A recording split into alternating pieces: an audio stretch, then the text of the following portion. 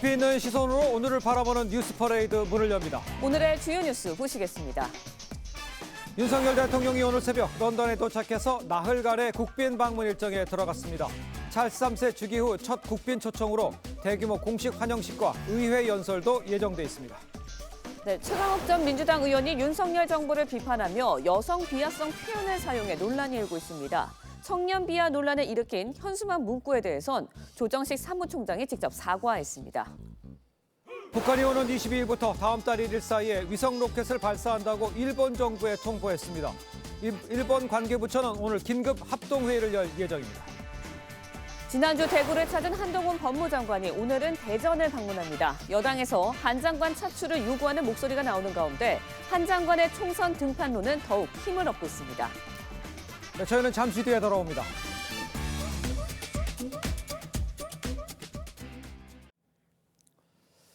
시청자 여러분 안녕하십니까? 화요일 뉴스 퍼레이드 시작합니다.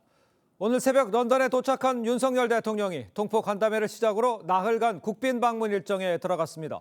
찰스 3세 즉위 후 첫 국빈 초청으로 대규모 공식 환영식과 의회 연설도 계획이 돼 있습니다. 영국 런던에서 김정우 기자입니다. 윤석열 대통령과 김건희 여사가 런던 스탠스테드 국제공항에 도착하자 의장대가 도열해 환영합니다. 첫 일정으로 동포들을 만난 윤 대통령은 한영 외교 140주년을 맞아 협력을 대폭 확대할 거라고 했습니다. 영국은 늘 대한민국과 함께하며 우리의 산업과 기술 인프라 구축 과정을 도왔습니다.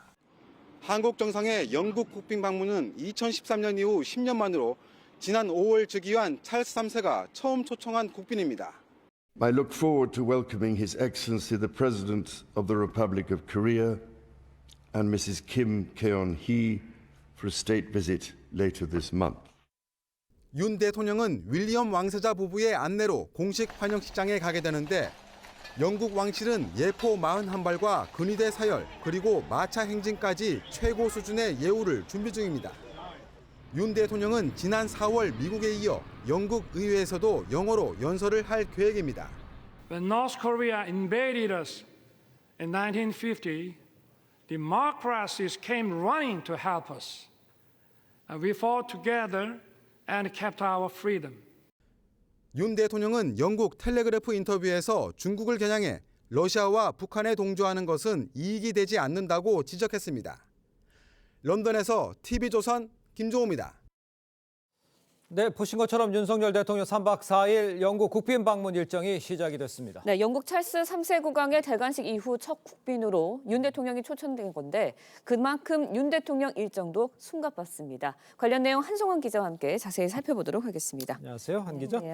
먼저 윤 대통령 미국에서 돌아온 지 이틀 만에 다시 순방이 나선 겁니다. 네, 에이펙 참석차 미국을 다녀온 지 이틀 만에 유럽 출국길에 올랐습니다. 네. 윤석열 대통령이 현지 시각으로 20일 오후 4시쯤, 우리 시각으로는 오늘 새벽 1시가 좀 넘어서 영국 런던에 도착을 했습니다. 지금 이 검은색 정장에 넥타이 차림을 한 윤석열 대통령과 이 검은 목도리에 하얀 재킷 차림의 김건희 여사가 손을 잡고 전용기인 공군 1호기에서 내려서 차량으로 이동하는 모습입니다. 네, 런던에 도착하자마자 이제 영국 측에서 최고의 예우를 해주는 듯한 모습을 보였어요. 예, 이 영국 런던 스탠스테드 국제공항 모습입니다. 왕실 수석 의장관인 후드 자작 그리고 빈센트 톰슨 엑섹스 지역 이 국왕 부대리인 그리고 데이비드 피어리 외교장관 특별대표 등이 마중 나와 기다리고 있었습니다. 이 20명 정도의 회색 제복을 입은 영국 의장대가 도열한 모습인데요. 윤 대통령 부부가 손을 잡고 영국 의장대 사이를 걸어 나와서 한 명 한 명 이제 환영 인사들과 악수를 했고요. 그 중에는 이 거수 경례를 하는 영국 측 인사도 있었습니다. 이후 윤 대통령 부부는 영국 왕실이 준비한 자주색 벤틀리 의전 차량에 올라타서 공항을 떠났습니다. 자, 일단 영국 도착 후에 곧바로 이 동포 간담회가 참석을 했죠? 예, 이 첫 일정으로는 런던의 한 호텔에서 이 동포들과 만찬 간담회를 열었습니다.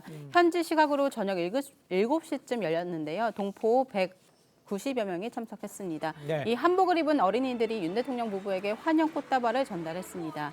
윤 대통령 부부 헤드 테이블엔 이 티모시 조 보수당 전 지방선거 후보자, 윤여철 주 영국 대사, 이 손병관 민주평통 후보자 등이 이제 8명이 함께했습니다. 네. 그렇군요. 동포 간담회에서 어떤 이야기들이 오갔는지도 궁금하네요. 예, 이 윤 대통령은 한국과 영국이 자유, 인권, 또 이 법치라는 이 보편적 가치의 동반자이자 자유무역시장으로 연결된 경제 공동체라고 강조를 했습니다. 네. 네. 양국의 협력으로 인공지능, 원전, 바이오, 우주 등 이 첨단 과학기술 분야로 대폭 확대해 나갈 것이라고도 했습니다. 영국 교민들을 향해서는요, 지금 약 4만 명 규모로 이 서유럽에서 가장 크고 활발한 한인 사회를 이루고 있다면서 한국의 대중문화를 즐기는 영국인들이 늘어나고 있고 현재 런던 시내에만 200여 곳의 한식당이 있다고 제영 동포들의 현지 영향력이 크다고 전했습니다. 네. 최근 찰스 3세 국왕께서 런던의 뉴몰든 지역을 방문해서 한국 문화를 체험하고 동포분들과 만나신 것으로 알고 있습니다. 찰스 국왕님의 한국과 또 한국 문화에 대한 관심과 애정에 감사드리는 바입니다. 예, 또 영국 동포의 대표 환영사도 있었는데요. 강한 이유는 강력한 행동을 낳는다는 이 영국 문학가인 윌리엄 셰익스피어의 말을 빌려와서 예. 대한민국과 영국이 국가 간 140년간 쌓아올린 이 국가 간 굳건한 상호 신뢰와 우위는 네. 앞으로 돈독히 강화될 것이라고 했습니다. 그리고 또 이 조금 전에 들어온 내용인데요. 이 대통령실이 밝혔는데 한영 간 미래 협력을 담은 이 다우닝가 합의를 채택해서요. 한국과 영국이 글로벌 전략적 동반자 관계로 격상했다고 밝혔습니다. 알겠습니다. 네. 다우닝과 합의도 있다 이런 얘기 해주셨습니다. 오늘 영국 왕실 공식 환영식도 진행이 될 예정이죠? 네, 영국 측의 계획에 따르면요. 예. 윌리엄 왕세자비 부부가 대통령 부부 숙소로 영접을 온 뒤에 이 공식 환영식장인 호스가즈 광장까지 함께 이동할 계획입니다. 네. 네. 최고 존경의 의미를 지닌 이 예포 41발이 발사가 되고요. 왕실 근위대 사열도 이루어집니다. 왕실 전통인 이 흰색 보타이 연미복을 입고 훈장도 받을 예정입니다. 환영 오찬 장소인 버킹엄궁까지 이동하는 길에는 이 마차 행진을 하게 됩니다. 예. 찰스 3세 국왕이 주최하는 환영 오찬에는 왕실 인사 등 50여 명이 참석합니다. 버킹엄궁에 전시된 한국 관련 소장품 소개도 이어지게 됩니다. 10년 전에는 네. 이 박근혜 전 대통령 국빈 방문 때도 근위대 사열 영국 왕실 의전, 네. 또 이 존경의 뜻을 담은 예포 41발이 발사가 됐습니다. 네. 박 전 대통령은 엘리자베스 2세 여왕과 함께요. 백마 6마리, 그리고 이 백마 6마리가 이끄는 황금 마차를 탔습니다. 이 수교 120년 만에 첫 영국 국빈이었던 노무현 전 대통령도 최고 예우를 받았던 바 있습니다. 의장대 사열, 여왕과 예. 마차를 타고 궁까지 달렸고요. 이 성대한 국빈 만찬이 이어졌습니다. 네, 영국 의회에서 윤 대통령 연설을 할 예정인데 영어로 연설을 한다고요? 예, 윤 대통령 영어 연설을 할 예정인데요. 이 한영 관계의 태동과 성장의 역사를 돌아보고 양국이 함께 지향할 미래 비전과 협력의 발전 방향을 제시할 계획입니다. 예. 네. 윤 대통령 의회 연설, 외국어 의회 연설은 지난 4월에 미국 국빈 방문 이후 두 번째로 네. 대통령실은 정치인뿐 아니라 그 나라 국민의 마음에 다가가는 시도라고 설명을 했습니다. 알겠습니다. 지금까지 정치부 한성원 기자였습니다. 잘 들었습니다. 고맙습니다. 네, 인류가 직면한 갈등과 위기의 해법을 모색하는 TV조선 글로벌 리더스 포럼 오늘로 이틀째를 맞았습니다. 윤석열 대통령은 축사에서 국제사회가 복합 위기에 직면했다며 한국의 역할과 대응을 강조했습니다. 박상준 기자의 보도입니다. 민주주의, 디지털 권리장전을 선포하라는 주제로 개막한 TV조선 글로벌 리더스 포럼. 유럽 순방에 앞서 윤석열 대통령은 축사를 보내왔습니다. TV조선 글로벌 리더스 포럼은 세계 최고의 석학들이 모여 인류가 직면한 문명사적 도전에 대한 해법을 모색해 왔습니다. 윤 대통령은 국제사회가 지정학적 갈등과 국제경제의 불안정성과 같은 복합 위기에 직면했다며 인류가 함께 난제를 풀어야 한다고 강조했습니다. 디지털 심화 시대에 부합하는 새로운 디지털 윤리 규범의 정립과 유엔 산하 국제기구의 설립을 강조해 왔습니다. 한덕수 총리는 글로벌 중추국가로서 새 역할을 다짐했습니다. 글로벌 거버넌스 구축과 저개발국의 디지털 전환에도 적극 기여할 것입니다. 마이클 샌델 하버드대 교수, 조지프 나이 하버드대 석자 교수도 세계와 한국의 미래를 모색했습니다. It's also about cultivating the civic virtues of being able to listen to one another, reason with one another. If you try to develop a precursor of your own nuclear weapon, or whether you instead try to tighten the alliance arrangements with the United States. And I think the latter is far more credible. 포럼 이틀째인 오늘은 인공지능과 포퓰리즘에 대한 발표와 토론이 이어집니다. TV조선 박상준입니다. 북한이 오는 22일부터 다음 달 1일 사이에 위성 로켓을 발사한다고 일본 정부에 통보를 했습니다. 일본 관계부처는 오늘 오전 긴급 합동회의를 열 예정입니다. 취재기자 연결해서 자세한 소식 알아보도록 하겠습니다. 윤슬기 기자 전해주시죠. 네, NHK 방송에 따르면 일본 국토교통성 해안보안청은 오늘 새벽 북한 수로 당국으로부터 오는 22일 오전 0시부터 12월 1일 0시 사이에 이른바 인공위성을 발사하겠다는 통지서를 받았다고 밝혔습니다. 낙하 예상 지점은 일본의 배타적 경제수역 밖으로 한반도 서해 남서쪽 해상 2곳과 필리핀 동쪽 태평양 상공 1곳 등 모두 3곳입니다. 북한은 지난 5월과 8월 군사 정찰 위성을 발사했지만 모두 실패했습니다. NHK에 따르면 북한이 이번에 통보한 위험구역 등은 지난 8월 통보 때와 같은 내용입니다. 이에 따라 인공위성을 발사할 경우 오키나와현 상공을 통과할 것으로 보인다고 전했습니다. 기시다 총리는 미국과 한국 등과 연계해 북한의 발사 중단을 강력히 요구하고 만일의 사태에 대비할 것을 유관부처에 지시했습니다. 관계부처 관료들은 오늘 오전 합동회의를 갖고 향후 대응 방안을 논의할 예정입니다. 지금까지 보도국에서 전해드렸습니다. 청년 비하 논란으로 물의를 빚었던 민주당이 이번에는 여성 비하 논란에 휩싸였습니다. 강병파 의원들의 행사장에서 암컷이 나와 설친다는 발언이 나와 파장이 예상됩니다. 백대우 기자의 보도입니다. 지난 19일 더불어민주당 민영배 의원의 출판기념회 북콘서트 자리에서 최강욱 전 민주당 의원이 정부를 검찰공화국이라고 비판했습니다. 그러면서 동물의 왕국에 빗대며 암컷이 설친다는 표현을 썼습니다. 게다가 아까 동물농장하고 비유를 하셨는데 그리고 동물농장에도 보면은 그렇게 암컷들이 나와서 설치고 이러는 거는 잘 없습니다. 여성 비하 발언을 의식한 듯 해명에 나섰지만 다시 한번 설치는 암컷을 암컷이라고 부르는 것일 뿐이라고 했습니다.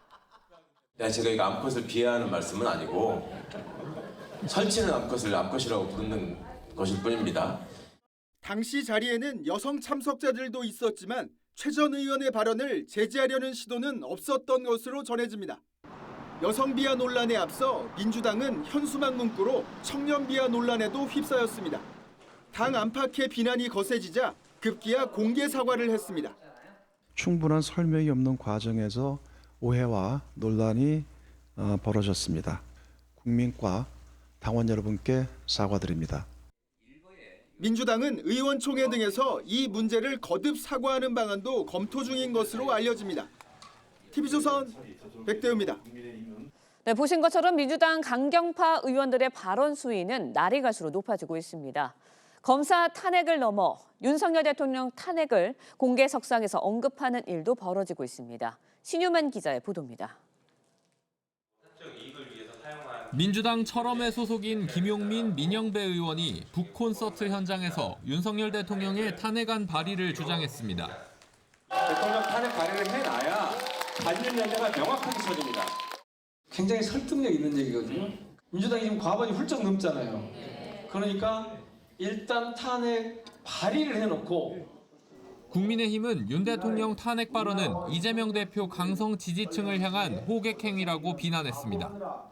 진짜 탄핵시켜야 할 대상에게는 아부하느라 여념이 없는 민주당은 결국 국민들로부터 탄핵을 받게 될 것이라고 생각합니다.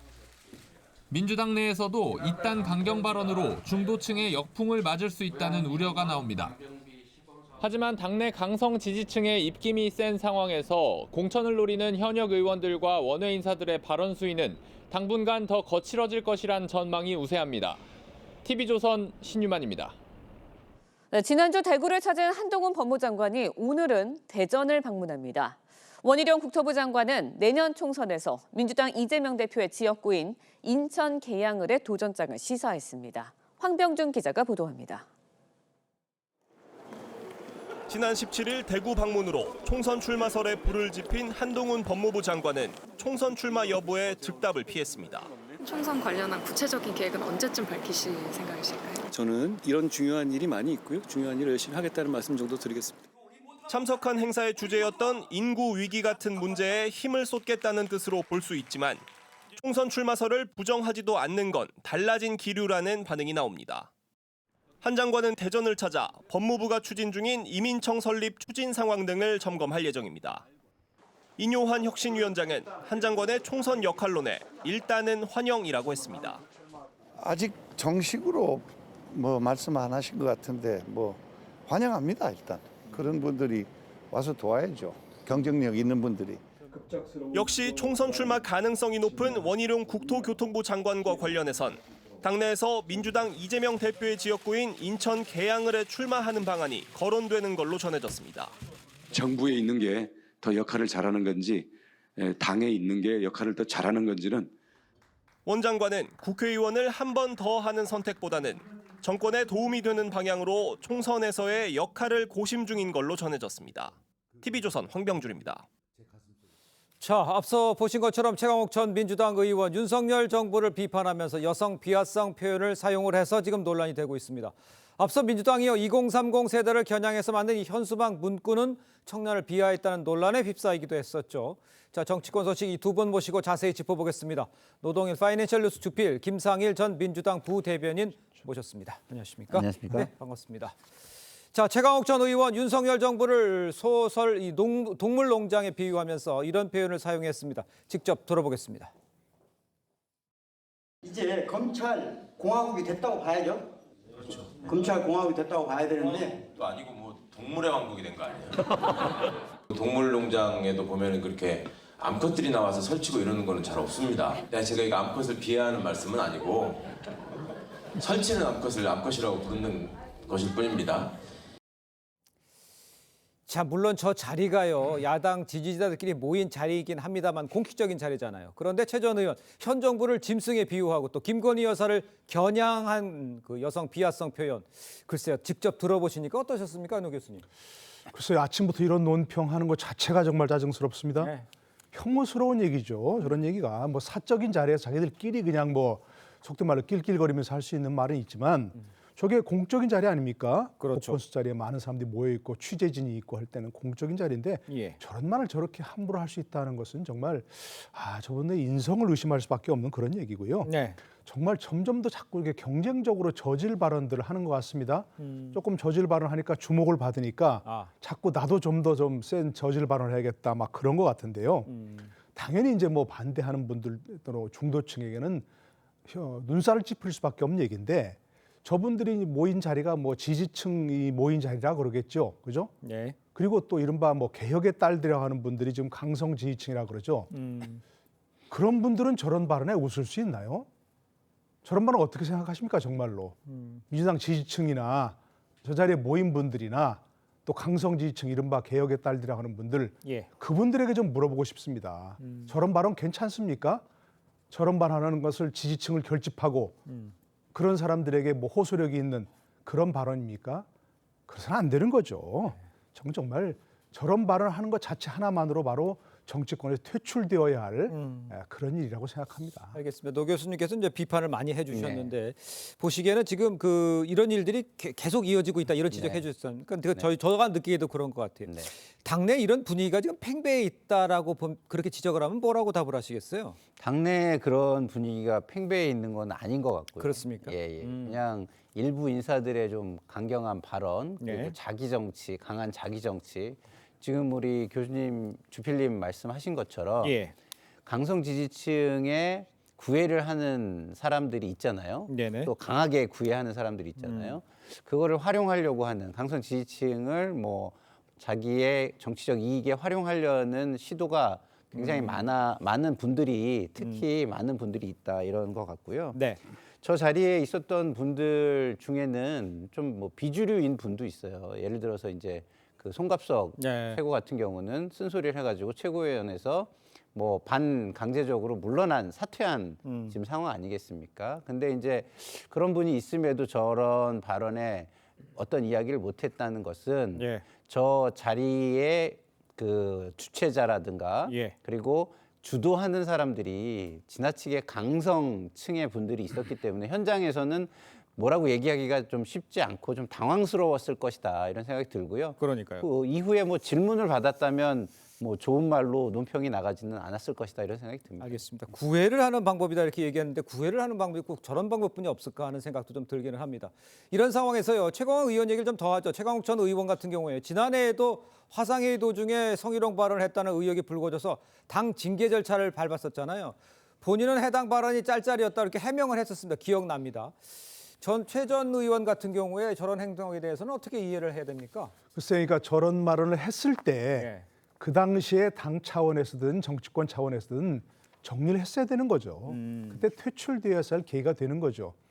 언론을 통해서 듣는 사람들, 또 나중에 지금 얘기한 사람들은 정확한 저 자리에 있었던 발언을 잘 모르죠. 그럴 수 있죠. 그러나 저게 왜 문제가 됐었는지를 이해하면 당연히 문제라는 걸 알 수 있는 거죠. 저 자리는 뭐 그때 뭐 화상 회의를 했던 자리 아니겠습니까? 그렇습니다. 그런데 김남국 의원이 나타나지 않으니까 그 김남국 의원을 향해서 혼자 뭐 하고 있냐 이런 얘기를 한 거죠. 그러니까요. 그런데 문제를 삼은 게 누굽니까? 그 자리에 있었던 민주당 청년 여성 보좌관들이 문제를 삼은 거예요. 뒤에 있는 사람들, 우리 같은 사람들은 잘 모르지만 그때 무슨 말을 정확히 했는지 그 현장에 있었던 여성 보좌관들이 문제 삼았다는 것은 문제의 발언이 뭐였는지를 알 수 있는 거죠, 바로. 그러니까 그 당시에 뭐 윤리심판원에서 그 사람들 다 뭐 예를 들어서 인터뷰하고 그래가지고 좀 자격정지 했다는 거 아니겠습니까? 그러면 무슨 발언인지를 정확히 알 수 있는 거죠. 그러면 당 차원에서라도 빨리 징계를 했어야 되는 것이고 그다음에 국회 차원에서 윤리위를 열어서 이분들을 정치권에서 퇴출을 시켰어야 마땅한 뭐 그런 상황이라고 할 수 있는 거죠. 알겠습니다. 자, 일단요. 민주당은 청년 비하 논란에도 휩싸여 있었습니다. 이 논란이 된 이 현수막 문구들 두고요. 홍보 대행업체가 만든 것이라고 변명을 했다가 문매를 맞았죠. 결국 사과를 했습니다. 조정식 사무총장 이야기를 들어보겠습니다. 기획 의도가 어떠하더라도 국민들과 당원들께서 보시기에 불편하였다면 이는 명백한 잘못입니다. 업체에 떠넘길 것이 아니라 당의 불찰이었고 당무를 총괄하고 있는 사무총장으로서 국민과 당원 여러분께 사과드립니다. 그 책임은 저한테 있다고 생각을 합니다. 그러니까 저 문제도 이제 상황적으로 보면요. 한준호 홍보위원장 외부 업체의 잘못이란 취지의 해명을 하면서 책임 떠넘기기 하다가 결국 이제 해명까지 해서 논란이 일고 있는 거 아니에요? 뒤늦게 공식 사과는 일단 나왔습니다. 정리를 좀 빨리 하는 편이라고 보시는 겁니까? 아니 뭐 한준호 위원장이 브리핑 할 때 정리를 하는 게 가장 좋았죠. 그래서 괜히 논란을 키웠고 당의 이미지를 나쁘게 만든 것인데 나빠지니까 좀 빠르게 정리하자고 어쨌든 실무 책임자인 사무총장이 나와서 정리를 한 것인데 뭐 어쨌든 조정식 사무총장 입장에서는 저는 잘했다는 말씀을 드리고 싶고요. 그리고 좀 전에 뭐 제가 이제 구애라는 표현을 써서 그 말씀에 대해서 얘기를 해주셨는데 그게 뭐 구애라고 해서 옳았다는 말씀을 드린 거는 아닙니다. 열광에 너무 취해가지고 잘못된 구애 쪽으로 좀 흘러간다라는 저도 비판적인 얘기를 드렸다는 말씀을 좀 드립니다. 알겠습니다. 자, 근데요, 이거 한 점 좀 생각을 해봐야 될 것 같아요. 앞서 이야기한 여성 비하 논란을 비롯해서 또 청년 비하 논란 지금 있었잖아요. 그전에는 김은경 혁신의 노인 폄하 논란도 있었습니다. 민주당에서 특정 집단에 대한 이 비하 논란이 잇따르고 있는 이유, 이거는 어디서 우리가 좀 찾아볼 수 있을까요? 기본적으로 민주당 전체의 어떤 그 인권 감수성이라고 할까요? 네네. 그런 것이 좀 약한 거죠. 우리가 흔히 뭐 얘기합니다만 뭐 진보 정당, 보수 정당 얘기하잖아요. 저는 그에 동의하지 않습니다. 민주당도 진보 정당이 아니고 이념상을 따지면 보수 정당이지만 그냥 이른바 본인들이 얘기하는 것처럼 진보 정당으로 얘기한다면 진보 세력, 진보 진영의 가장 중요한 게 뭡니까? 보편적 인권 감수성입니다. 그렇지 않겠습니까?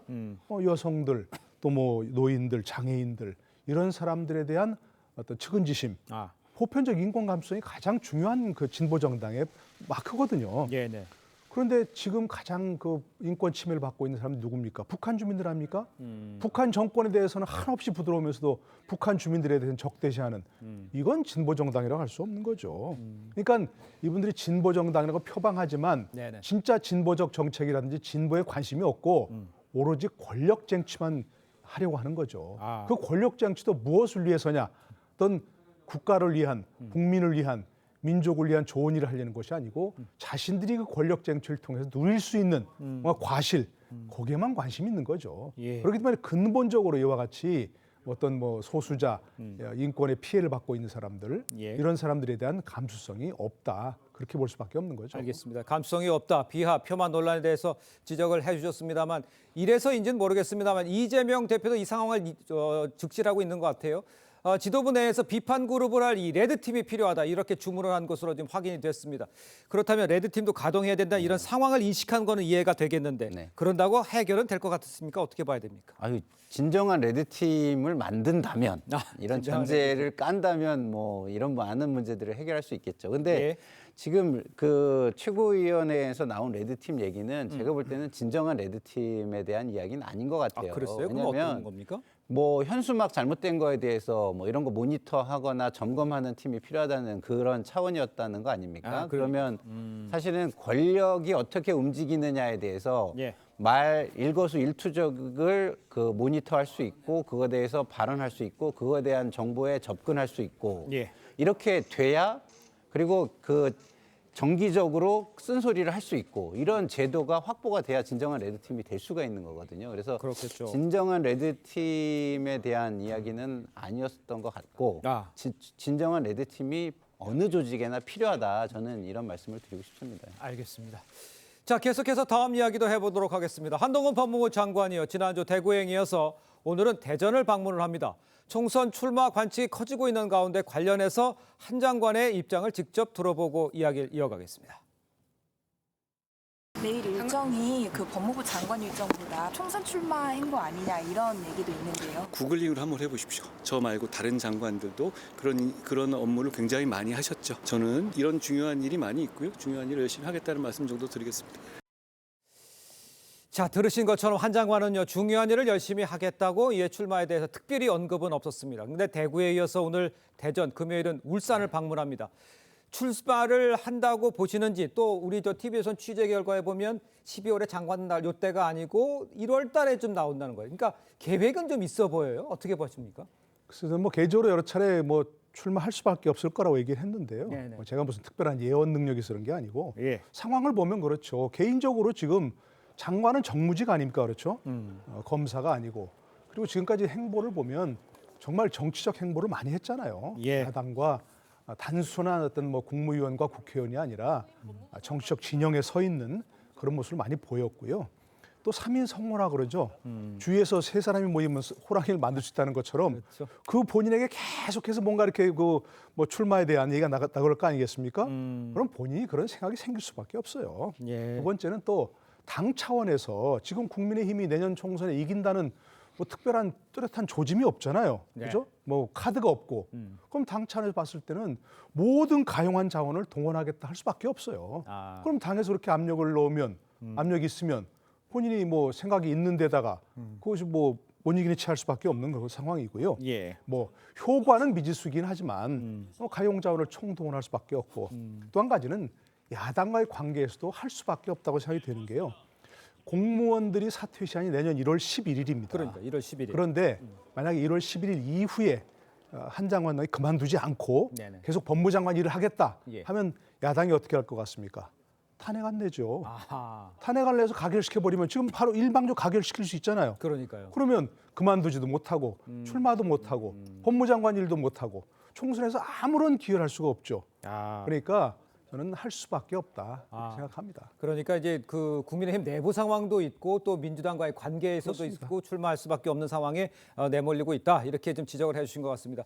그런데요, 이따른 이 지방반문 법무부 장관으로서의 공식 일정이라고는 하지만 야권 일각에서는요, 법무부 장관 신분으로 사실상 사전 운동하는 거 아니냐, 사전 선거 운동하는 거 아니냐 이런 이야기 나옵니다. 한 장관의 행보를 어떻게 보십니까? 지금 행보는? 뭐 일정이 문제가 저는 아니라고 보고요. 아, 그렇습니까? 거기에서 이제 말씀하시는 메시지가 저는 문제라고 그렇겠죠. 봐요. 예. 법무부 장관으로서 아무리 정무직이지만 예. 정무직이라는 거는 어떤 정치적인 거나 다른 환경을 고려해서 판단하라는 차원에서의 정무직인 겁니다. 예. 이게 정치적 메시지를 내라고 정무직인 건 아닌 거거든요. 근데 한정훈 장관께서 대구 가서 말씀하신 대부분은 제가 볼 때는 정치적 메시지로 읽히는 부분이 상당히 있고요. 그렇기 때문에 이게 법적 처벌까지는 뭐 가능한지 모르겠습니다. 거기까지는 못 갈 거라고는 생각은 드는데 비판은 가능하고 오해의 소지도 충분하다라고 저는 여겨지는 메시지라고 보여집니다. 그러니까 출마를 가는 수밖에 없는 상황으로 지금 그렇죠. 가고 있다. 예, 예. 알겠습니다. 자, 그런데요. 이뇨환 혁신위원장도요. 한동훈 등판론에 힘을 싣는 듯한 발언을 했습니다. 목소리를 직접 들어보겠습니다. 한 장관님 굉장히 신선하고 좋잖아요. 너무 좋은 분이에요. 나는 이민정책위원입니다. 제가 이민정책 토론할 때 많이 만났는데 아주 합리적인 분이에요. 저보다 젊지만 제가 존경하는 분입니다. 자, 지금 이제 한 장관의 중도 확장성을 묻는 질문에 대한 답변이었습니다. 한동훈 장관이 본격적으로 국민의 간판으로 이 총선에 나선다. 이렇다면 중도층 표심은 어느 정도 얻을 수 있는지 이거 상당히 궁금한데 어떻게 보십니까? 그거야 뭐 좀 나서 봐야 하는 일이고요. 예. 이뇨한 그 혁신위원장의 답변이 네네. 중도층 표심에 얼마나 영향을 미칠 것인가 그에 대한 답변이군요. 그러니까 예. 그냥 그 말로 신선하고 좋잖아요. 그동안 우리가 보지 못하던 타입의 인물 아니겠습니까? 예. 장관들이라면 국회에 나와서 뭐 국회의원들이 아무리 뭐 불합리한 얘기를 하더라도 그냥 네네. 아무 말도 못하고 뭐 참거나 그렇게 할 수밖에 없었는데 일일이 대꾸하고 반박하고 예. 또 국회의원들을 꼼짝 못하게 만드는 예. 뭐 그런 모습을 보면서 열광할 수밖에 없었겠죠. 국무위원으로서는. 그러나 그분이 이제 정치인으로 변신한다면 그런 것들이 얼마나 소구력을 가질 것이냐, 호소력을 가질 것이냐 이거는 예. 전혀 다른 문제입니다. 뭐 굉장히 지금으로선 장관 한 사람으로 이런 것이기 때문에 열광하지만 그분이 정치 지도자가 된다, 그죠? 어떤 진영을 대표하는 사람이 된다, 앞으로 어떤 그 국가 지도자가 된다, 이런 면에서는 조금 여러 가지 면에서 다면적인 평가를 받을 수밖에 없는 거죠. 예. 그것 때문에 중도 확장성에 대해서는 아직은 의문을 가질 수밖에 없는 거죠. 저는 조금 이제 한동훈 장관이 조금 다른 모습을 보여야 한다고 생각하는 게 어떤 모습을 보여야 합니까? 아까 얘기한 대로 신선하고 예. 좋잖아요. 국회의원들 말에 매일 반박하고 꼼짝 못하게 만들고 그런데 제가 질문 답변하는 걸 보면 모든 단어를 반박하려고 그래요. 모든 발언을 다 뒤집으려고 그래요. 그럴 필요 없는 거죠. 지금 제가 뭐 찾아보니까 우리 이번에 그 KBO의 수위 타자가 손아섭 선수더라고요. 예. 3할 3푼 9리를 쳤더라고요. 예. 3할만 치면 수위 타자 됩니다. 그 유명한 오타니 선수도 3할밖에 안 됩니다. 예. 그러니까 모든 타석에서 안타 치려고 그러지 말고 예. 조금 참기도 하고 조금 그냥 묵묵히 듣기도 하면서 그렇게 해야지 모든 단어 하나하나 다 반박하려고 그러고 거기에 따른 모습은 제가 보기에는 후련하긴 하지만 과연 저분이 지도자감일까? 그런 데서는 조금 의문을 가질 수 있겠다 생각입니다. 예, 비유를 들어서 3할만 쳐도 스윗하자 될 수 있다라고 표현을 해주셨습니다. 자, 그러면 제가 이 질문을 두 분께 드려볼게요. 일단 총선을 위해서 출마는 할 것 같아요. 그러니까 야당에서도 한동훈 장관 총선 등판에 상당히 이제 기대를 거는 분위기도 있고 또 이러니까 여당에서요 기대를 거는 분위기가 있으니까 그럼 어떻게 하느냐, 뭔 역할을 맡느냐, 비례대표하느냐, 지역구 가느냐, 아니면 뭐 내각에 남아서 총리가 되느냐 여러 가지 시나리오가 있는데 어떻게 될 것 같으세요? 좀 예측을 해보시죠. 그러니까 기본적으로 이제 변수가 전 있다고 봅니다. 네. 하나의 변수는 뭐냐면 대통령이 지지율이 어떻게 되느냐에 따라 역할이 달라질 거예요. 예. 그러니까 지지율이 막 올라가고 여당이 뭐 굉장히 박수받는 입장에서는 굉장히 저는 그 중도층 확장까지도 역할을 맡아서 할 수 있는 인물이다 이렇게 생각이 듭니다. 예. 근데 대통령 지지율이 낮은 상태에서는 그쪽 편을 들어야 되기 때문에 결국에는 중도층 확장보다는 지지층 결집의 치어리더. 내지는 이제 유세장에 가서 사람들이 더 많이 모이게 할 수 있는 지지층을 결집해서 에너지를 그 기반을 닦아주는 전국 단위에서 전국 단위에 뭐 그 정도뿐이 못할 그러니까 저는 그 변수에 따라서 좀 달라진다고 보는데요. 예. 지금의 현 상황에서는 한동훈 장관이 처음에 나왔을 때는 중도층의 환호를 받은 것도 맞아요. 왜냐하면 야당이 좀 과하게 공격하는 걸 잘 대응했다 이런 쪽이었는데 예. 가면 갈수록 한쪽 편을 든다는 이미지가 좀 강해지고 예. 진영의 참패연의 이미지가 강해지고 있다라고 저는 생각을 합니다. 제가 한동훈 장관을 볼 때 예. 그런 측면에서 볼 때는 제가 볼 때는 좀 더 편한 곳에 가서 전국 지원 유세를 하는 쪽으로 가지 않을까 이런 생각이 듭니다. 그러면 선대위원장의 비례대표 정도 받는 정도로 생각하시는 근데 이제 비례대표도 지금 현 준연동형 상황에서는 그건 안 될 것이고 알겠습니다. 예. 그러나 이제 병립형으로 가면은 그 방향으로 갈 것이 아닌가 이런 생각이 알겠습니다. 짧게 어떻게 생각하시는지 어느 좀 치어리더 얘기도 해주셨습니다만 어떻게 생각하세요? 글쎄요. 장단점이 다 있겠죠. 예. 어쨌든 뭐 아마 정치권에 입문한다면 선거에 출마한다면 뭐 공동선대위원장 정도 직하면 달아주지 않겠습니까? 예. 그래야 다른 데 가서 여러 지원 주도 할 수 있으니까. 그러니까 한동훈 장관이 가장 그 호소력이 있는 부분은 현재 국민의힘이 취약한 20대부터 40대까지 좀 젊은 여성층에 대해서 예, 네네. 호소력이 있지 않겠습니까? 알겠습니다. 본인의 스펙, 예. 외모, 패션 이런 것들이 이제 많이 호소력이 있는 그런 부분이니까 뭐 그런 쪽에 좀 그 국민의힘에서도 쓰는 게 바람직하지 않을까 하는 개인적인 생각은 해봅니다. 알겠습니다. 자, 다음 소식도 짚어보겠습니다. 총선 앞두고요. 민주당 강경파에서는요. 윤석열 대통령 탄핵안을 또 발의해야 한다 이런 주장 계속 나오고 있어요. 김용민, 민영배 의원 이야기를 듣겠습니다. 국회가 이 검찰 독재를 종식시킬 수 있는 매우 유효적절한 수단이 있습니다. 그게 바로 탄핵이에요. 국민의힘에서도 대통령 탄핵 발의하면 동의할 사람들 많습니다. 대통령 탄핵은 150명이 있어야 돼요. 그러니까 과반이 있어야 되는데 민주당이 지금 과반이 훌쩍 넘잖아요. 그러니까 일단 탄핵 발의를 해놓고 자, 민주당 강경파의 주장이 민주당 의석수가 탄핵이 발의 필요한 150석 이상이 되니까 일단 민주당이 발의를 하면 총선 때 반윤연대를 조직할 수도 있지 않겠냐 이런 얘기입니다. 탄핵 얘기가 이게 지금 계속 나오는 거 총선 전략이라고 봐야 되는 거 맞죠? 글쎄 이게 정말 탄핵이 이렇게 가볍게 얘기해도 되나요? 예. 탄핵은 정말 최후의 수단으로 민주주의를 지키는 제도입니다. 예. 상대를 공격하는 제도가 아니고 그동안은 뭐 그래도 민주당에서 뭐 검사 탄핵 얘기할 때도 뭐 헌법과 법률을 위반했다 정도 이렇게 얘기하지 않습니까? 항변하더라도. 근데 지금 아예 그런 얘기도 없고 총선 전략을 위해서 무조건 탄핵을 발의해야 한다. 이렇게 얘기했네요. 국민들이 과반을 넘게 한 그런 의도가 이렇게 아무렇게나 탄핵을 추진하라는 그런 건가요? 이건 정말 총선에서 심판을 받아야 할 뭐 그런 발언이라고 생각합니다. 제가 지난번에도 질문 드렸던 것 같은데 지금 이렇게 탄핵 이야기가 너무 가볍게 나오는 이야기에 대해서 계속 말하는데 당 지도부는 생각이 좀 다를 수도 있는 것 같아요. 그런데 왜 이게 메시지 컨트롤이 안 되는 겁니까? 이걸 어떻게 얘기해야 아까도 됩니까? 제가 말씀드렸지만 저분들은 지금 강성 지지층만 바라보고 가는 거예요. 그러니까 큰 지도자가 되기보다는 자신들의 어떤 불만 그리고 자신들의 어떤 지적 내지는 감성적 만족 이것만 추구하는 거 아닌가. 다시 말해서 공인으로서의 소양은 좀 부족한 분들이다. 저는 이렇게 생각합니다. 알겠습니다. 자, 두 분 말씀은 여기까지 듣겠습니다. 고맙습니다. 감사합니다. 네, 농축협 전 현직 조합장 300여 명이 국회에 모여서 농협법 개정안의 신속한 처리를 요구를 했습니다. 농협법 개정안이 왜 뜨거운 감자인지 정수양 기자의 보도 보시겠습니다. 농협법 즉시 개정! 농축협 전현직 조합장 300여 명이 농협 자율성 보장, 법사위 월권 중단이 적힌 피켓을 들었습니다. 농협법 개정안의 신속한 처리를 국회에 요구하기 위해서입니다. 악의적인 투서, 루머 등에 현혹되지 말고 현재 농업 농촌과 농업을 위한 농업법 개정안을 하루빨리 처리하라. 농협법 개정안은 도농 간 불균형 해소, 농업과 농촌 지원 확대, 조합 내부 통제 강화 등의 조항과 함께 4년 단임제인 농협중앙회장의 임기를 연임하는 내용을 담았습니다. 개정안은 지난 5월 국회 상임위를 통과했지만 야당이 연임 허용 대상에 현직 회장까지 포함된 것을 문제 삼으며 6개월 넘게 법사위 문턱을 넘지 못하는 겁니다.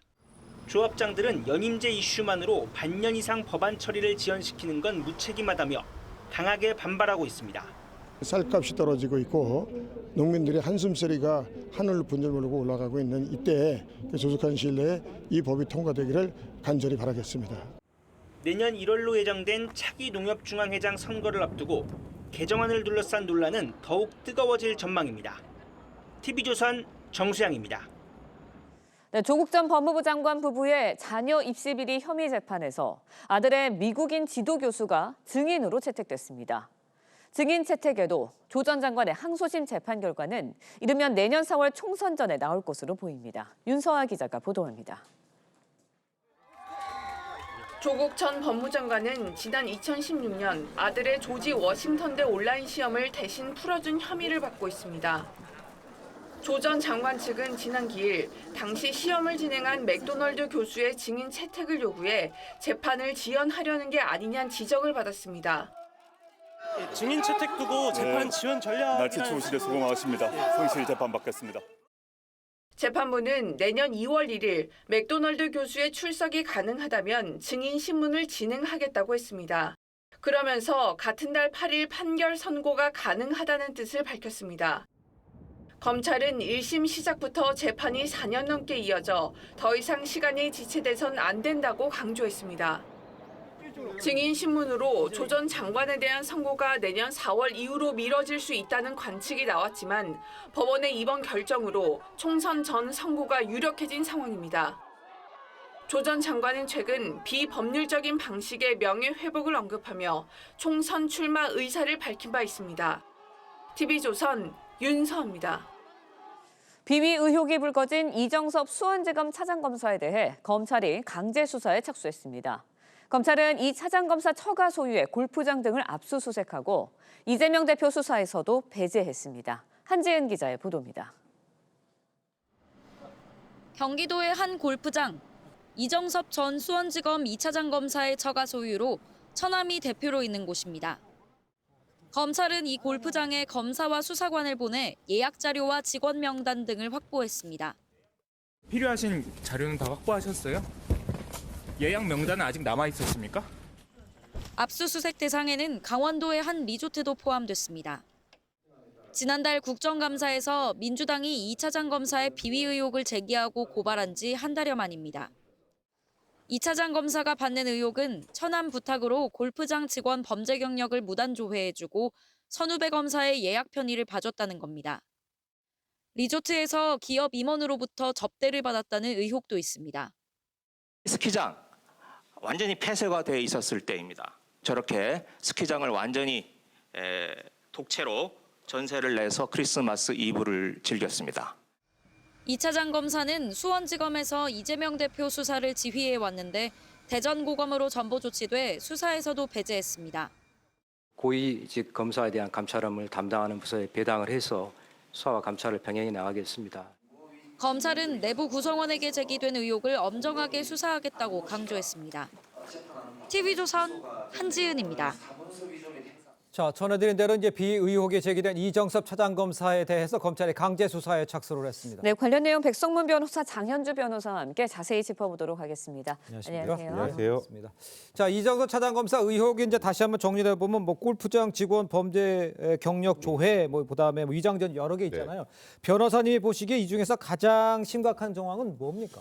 일단은 이정섭 차장 같은 경우 지금 위장 전입을 제외하고 나머지 의혹에 대해서는 전면 부인하고 있는 그런 상황인데요. 네. 지금 이제 논란이 되고 있는 것, 그러니까 처남이 운영하는 골프장에 검사들 혹은 그 검찰청 직원들을 좀 싸게 칠 수 있게 예약도 잡아주고 네. 뭐 이렇게 했다라는 거. 그 대가로 아마도 뭐 범죄 경력 조회, 그 직원들의 범죄 경력 조회를 해준 것 같다라는 의혹 하나 하고 네. 또 하나는 지금 말한 것처럼 코로나 시절에 크리스마스 이후 2020년 12월 24일에 대기업 임원이 이제 이정섭 차장이 실제로 수사를 했던 그 기업의 대기업 임원에게 리조트 접대를 받았다는 의혹인데 네네.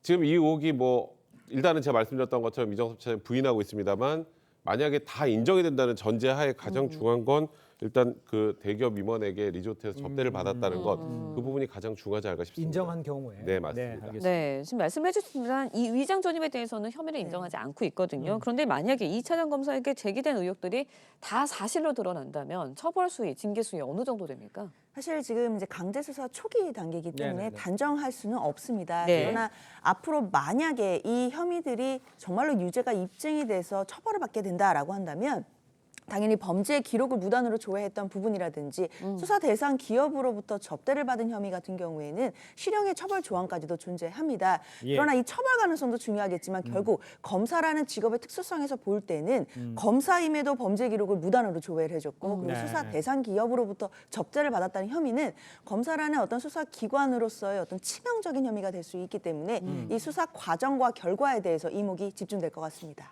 그런데요, 이제 네. 검찰이 이제 이 차장 검사에 대해서 이제 강도 높은 조사를 왜 하게 됐느냐, 배경이 뭐냐, 여기에 이제 관심이 쏠리는 것 같아요. 일단 아까 김의겸 의원이 이원석 검찰총장에게 이 의혹을 제기한 건 아니겠습니까? 예, 그렇죠. 근데 여기서 가장 중요한 건 이정섭 차장검사가 이재명 대표에 대한 대북 송금 등에 대해서 수사 지휘 라인입니다. 그러니까요. 그러면 이재명 대표에 대한 수사에 대한 공정성이나 정당성에 대한 의심 같은 것을 계속 받을 수 있단 말이죠. 그렇기 때문에 일단은 이런 의혹이 제기된 상황에서 검찰에서 아무것도 행동을 하지 않으면 오히려 이재명 대표의 수사에 대한 공정성 시비가 훨씬 커질 수밖에 없습니다. 그렇겠죠. 그렇기 때문에 일단은 검찰에서도 제기된 의혹에 대해서 일단 최대한 엄정하게 신속하게 수사하는 모습을 보여줘야 될 것이고 예. 또 두 번째는 지금 이정섭 차장검사는 굉장히 억울함을 호소하고 있어요. 네. 그러면 역으로 생각하면 이정섭 차장검사의 이런 논란을 털어주는 역할이 될 수도 있습니다. 물론 검찰에서 일부러 인위적으로 덮는다는 의미가 아니고 네. 그렇기 때문에 지금 검찰 입장에서는 그냥 손 놓고 있으면 소위 지금 검사들에서 제기되는 뭐 민주당의 탄핵 시도나 이런 것들에 대해서 오히려 정당화 해줄 수 있는 그런 부분들이 있기 때문에 일단 이 논란이 터지는 이후에 검찰에서는 최대한 제19 감사 같은 걸 하지 않는다라는 것을 보여주는 그 의지의 표현이라고 보셔야 될 것 수사를 같습니다. 하려면 깨끗한 손이어야 네, 된다는 걸 맞습니다. 보여주겠다는 거군요. 네. 알겠습니다. 수사의 공정성 이야기 해주셨는데 이 차장 검사 이재명 대표 수사 지휘해 왔습니다. 그렇다 보니까 이번 수사가 이재명 대표 수사에도 좀 영향을 미치지 않을까라는 생각이 들어요. 그렇죠. 일각에서는 이재명 대표 수사에 지장을 미치는 것이 아니냐라는 시각도 존재합니다. 네. 그러나 물론 이제 수사를 지휘해 오긴 했지만 수원지검에 이재명 대표에 대한 수사를 하는 검사들이 이제 수많은 검사들이 존재하거든요. 그리고 벌써 이제 수사 지휘 같은 경우에도 강성용 1차장 검사로 일단 직무 대행이 시작이 됐습니다. 그렇기 때문에 이재명 대표에 대한 수사에 대해서는 실질적으로 차질은 존재하지 않을 것 같습니다. 아, 그렇군요. 자, 이런 상황에서 민주당이요, 이 차장 검사에 대해서 탄핵 수찬을 재발의할 계획이죠. 탄핵 가능성은 어떻게 보십니까? 이렇다면. 사실 글쎄요, 이거는 제가 판단하기 좀 어렵습니다만 뭐 탄핵 소추해서 발의는 충분히 할 수 있겠죠. 민주당 뭐 의석수나 이런 걸 생각을 해보면. 네. 근데 이제 헌재에서 이제 탄핵에 대해서 어떤 결론을 내느냐 만약에 된다면 지금 논란이 되고 있는 혐의가 전부 다 인정이 된다면 모르겠습니다. 네. 예. 근데 사실 이게 다 인정이 된다고 하더라도 뭐 형량 자체가 그렇게 높지 않은 정도의 수준이라면 사실 탄핵이라는 건 최후 수단이기 때문에 그렇죠. 탄핵이 된다라고 단언하기 좀 어렵습니다만 예. 이 중에 일부 의혹들이 사실이 아닌 것으로 드러난다면 이거는 오히려 네. 민주당이 역풍을 맞을 가능성도 충분히 있는 그런 상황이기 때문에 일단은 지금 이걸 가지고 제가 탄핵이 뭐 된다 안 된다라고 판단하기 좀 섣부른 것 같습니다. 알겠습니다. 네, 앞으로 수사 과정 좀 지켜봐야 할 것 같고요. 이번에는 조국 전 장관 부부 재판 이야기도 해보도록 하겠습니다. 조 전 장관 부부의 자녀 입시 비리 혐의 재판에서 아들의 시험을 담당한 미국인 교수가 증인으로 채택이 됐습니다. 일단은 이걸 두고서는 좀 재판을 지연하려는 거 아니냐 이런 일각의 의견도 있었는데 증인으로 그러니까 재판부에서 증인으로 채택한 이유 뭐라고 보시나요? 네, 일단 조 전 장관 같은 경우에는 아들의 시험을 대신 봐준 혐의, 그러니까 업무방해 혐의로 1심에서 유죄 선고를 받았습니다. 그렇기 때문에 무죄를 입증하기 위해서 그 미국 조지 워싱턴대 맥도널드 교수에 대해서 증인으로 불러보겠다라는 것이 조국 전 장관 측의 입장이었는데요. 네. 그래서 처음에 2월 5일, 내년 2월 5일에 소환을 하겠다라는 요청을 했었습니다.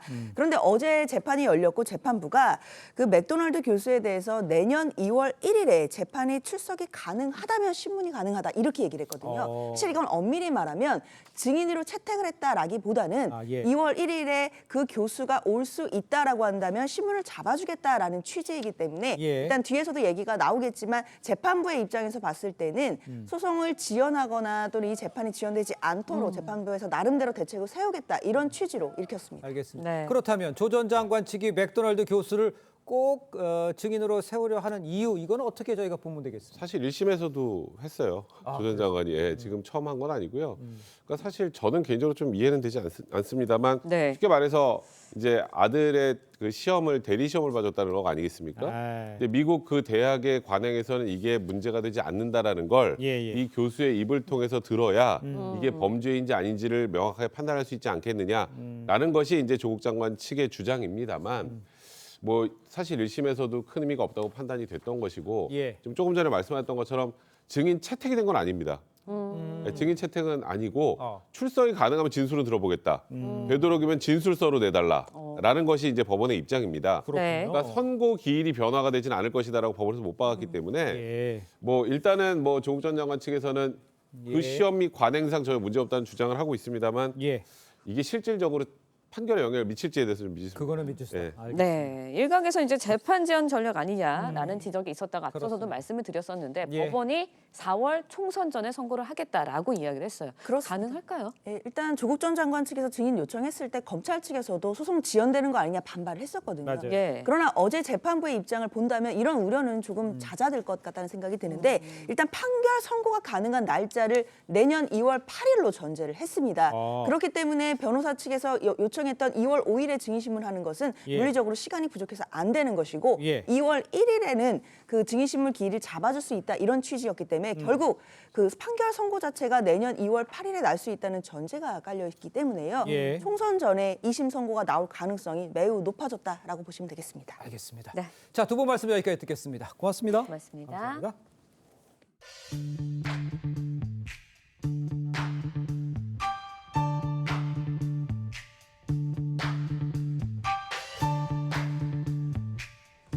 렌즈에 담긴 그 순간 그 의미를 짚어보는 시간이죠. 사진 기자가 선택한 아침의 한 장입니다. 오늘은 조선일보 사진부 조인원 기자와 함께합니다.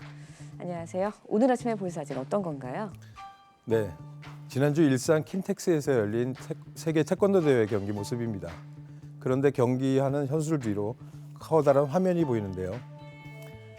경기 중 상대의 공격을 받으면 마치 비디오 격투기 게임처럼 이 바가 줄면서 점수가 매겨집니다. 새롭게 선보인 태권도 경기의 모습을 사진으로 함께 보겠습니다. 지난주 경기도 고양시 킨텍스에서는 2023 세계 태권도 월드컵 챔피언십 경기가 열렸습니다. 경기하는 선수들 뒤로 대형 LED 전광판이 있고 스트리트 파이터 같은 오락실 격투기 게임처럼 에너지바가 보입니다. 공격을 당하면 선수는 이 바가 줄어드는데 몸통은 10점, 얼굴은 15점 등으로 공격 배점이 정해져 있고 선수가 소극적인 경기를 해도 바가 확 줄어듭니다. 이날 경기를 치른 한 선수는 수비 위주로 경기를 했다가 한꺼번에 많은 점수를 잃어서 계속 공격을 해야 했다고 했습니다. 네, 관중들 입장에서는 더 흥미진진했겠는데요. 태권도에서 왜 이런 방식을 시도하게 된 건가요?